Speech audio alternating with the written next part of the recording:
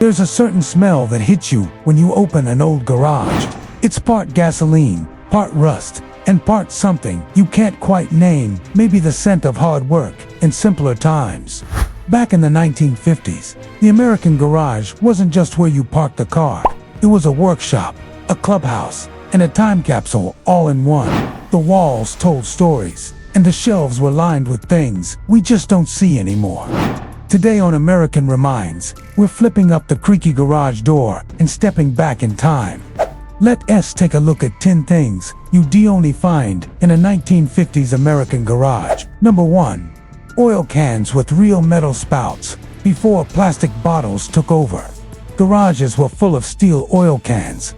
These weren't the twist-top types we see today. You had to use a spout, a metal one. You jabbed right into the can, like a punch. They'd drip a little, they'd stain your shelf, but they were built to last. Back then, car maintenance wasn't a choice, it was just part of life. Over time, disposable packaging took over, and those sturdy old cans faded away. Number 2.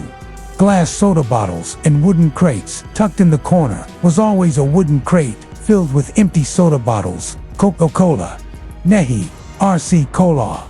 They were glass, heavy, and had to be returned to the store for a deposit. Dads would grab a bottle on a hot day after tuning up the car, pop the cap with a wall-mounted opener, and leave the bottle sweating on the workbench. It wasn't just soda, it was a ritual.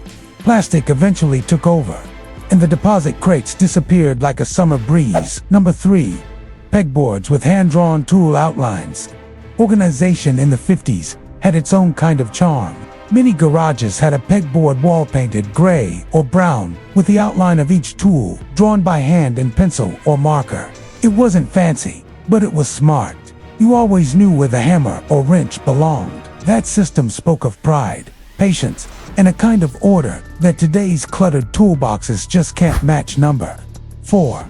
Tin signs and calendars from local shops. The walls weren't bare, they were covered in personality. Tin advertisements for motor oil, spark plugs, or local hardware stores were nailed up like badges of honor. You'd also see pin-up calendars, or ones from the corner gas station, flipping a page each month like clockwork.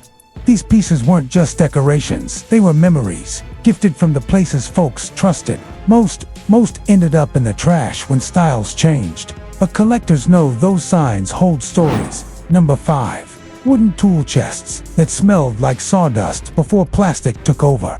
Every dad had a wooden toolbox. It was heavy, usually painted red or left raw, and it smelled faintly of sawdust and machine oil. The drawers would stick just a little, but inside were screwdrivers, sockets, and maybe a few secrets. Some were homemade, others passed down. Now, you'll only find them in antique shops or your grandfather's garage, if you're lucky. Number 6. Old coffee cans filled with random screws. Nothing was wasted, not even the coffee cans after breakfast. Those metal Maxwell House or Folgers cans found new life, holding nails, screws, bolts, and every leftover part from a weekend project. There was no label, just a guess and maybe a little rust. Digging through one felt like treasure hunting. Today's neat plastic bins can't quite replace that rattle of metal on metal. Number 7. A vise bolted to the workbench. No garage was complete without a good, solid vise bolted to the edge of the workbench. It held everything steady from wood projects to bike parts. Dads and grandpas would crank it tight, sparks flying from their saws or grinders. It wasn't fancy, it just worked. Now, unless you're a serious dyer, you probably won't see one outside a shop. Number 8. Grease-stained rags and red shop towels. Cleaning up wasn't about wipes or sprays. It was about grabbing the same old cloth over and over, the one that had seen every oil change since Eisenhower. Red shop towels hung from hooks, while rags, often just old t-shirts, were stuffed into drawers. They weren't disposable. They were part of the job. Nowadays, it's all blue paper towels and throwaways. But those red rags told a story with every stain. Number 9. A push broom that had seen better days. At the end of a long Saturday, you'd hear the slow scrape of a push broom. The wooden handle might be splintered and the bristles worn down on one side, but it got the job done. Kids might be handed the broom as their chore. while the radio played a ball game in the background. It wasn't just about sweeping it was about wrapping up a day of good work. Today, we hardly notice what we clean with, but back then, even the broom had character. Number 10. A radio tucked in the corner, always playing, no Bluetooth, no playlists, just AM radio crackling through the air. The old garage radio, often dusty and dented, played country music, baseball games, or talk shows while dads worked on the car. You didn't pick the song, it picked you. It was the heartbeat of the space, filling in the silence between the sounds of a wrench or a hammer. Most of those radios have long gone quiet, but the memory of them still hums. If you listen close enough, the 1950s garage wasn't just a room, it was a world of its own.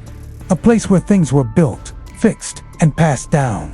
Where time moved slower and everything had a purpose. Today, most of those pieces have vanished, but the stories they left behind still live in our memories. If this video brought back a memory or made you smile, don't forget to like, subscribe, and share your own garage story in the comments. Thanks for watching American Reminds, where yesterday always feels like home.